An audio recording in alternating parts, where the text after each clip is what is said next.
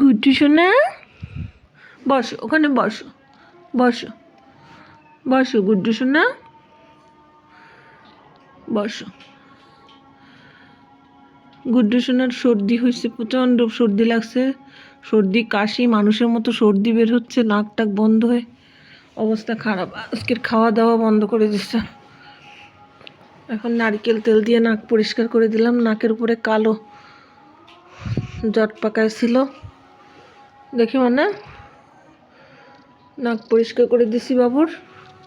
আয় মুগলি, ধরিস না ওকে, ধরিস না। নাক পরিষ্কার করে দিলাম। এখন এতদিন এমনি সর্দির জন্য 2-3 দিন ধরে ওষুধ খাওয়াচ্ছি, কাজ হচ্ছে না। এখন অ্যান্টিবায়োটিক খাওয়ালাম, আল্লাহ ভরসা করে দেখি কি হয়।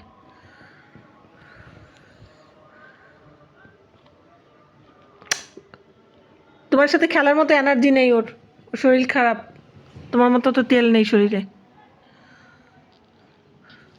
আজকে খেতেও পারতেছে না, এই 2-3 দিন অল্প অল্প করে খাইছে। গুড্ডু সোনা, মুগলি মারে তোমাকে?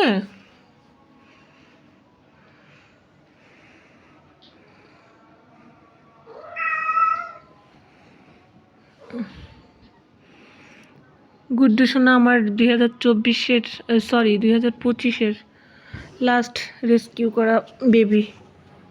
আমার ছেলে নামাজ পড়তে যেয়ে, ঈশান নামাজ পড়তে যেয়ে ওকে রেস্কিউ করে নিয়ে আসছিল। একটা ছোট বাচ্চা ছেলে ওকে পানিতে ভিজায়, তারপরে মানে ওকে নিয়ে খেলা করতেছিল রাতের বেলায়, শীতের মধ্যে, ডিসেম্বরের শীত, তার মধ্যে কোথা থেকে আসছে ব্যাস পেয়ে খেলনা বানায় নিছিল। তো ও নামাজ পড়ে আসার সময় ওটা দেখে ওর খুব খারাপ লাগছে, বাচ্চাটার কাছ থেকে ওকে নিয়ে আসছিল। এই মুগলি, এতদিন প্রথম প্রথম অসুস্থ ছিল, কয়েকদিন খুব স্লোলি হাঁটাচলা করতো, তেমন এনার্জি ছিল না, খাওয়া দাওয়া একটু কম কম করতো। আল্লাহর রহমতে 1 সপ্তাহ পরে ঠিক হয়ে গেছিল। কিন্তু এই গত 2-3 দিন ধরে দেখতেছি সর্দি সর্দি সর্দি, হাঁচি, কোনো মেডিসিনেই কাজ করছে না। আজকে থেকে অ্যান্টিবায়োটিক শুরু করলাম, আল্লাহ ভরসা।